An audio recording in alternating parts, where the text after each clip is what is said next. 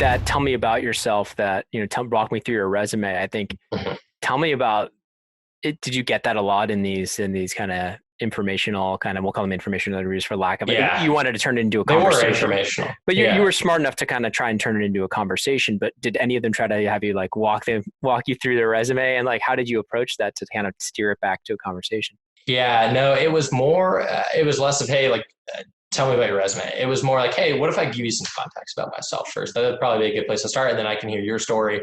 And that's how it usually works in these kind of things. The junior person that wants information, well, here's how I kick off. You could tell me a little bit about yourself, and the person that's receiving the call then goes, and then you can have a conversation after you have like kind of level ground on background. Fair. Okay. That's kind of how it went best and most organically. And one thing that I think is really important, I didn't learn this until deep into my like senior year, probably like early senior year, like investment banking, recruiting.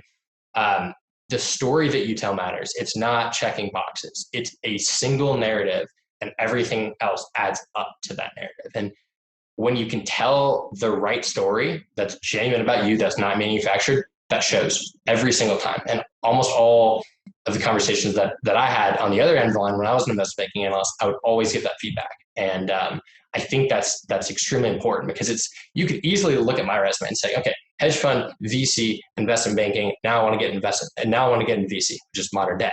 Mm-hmm. Why?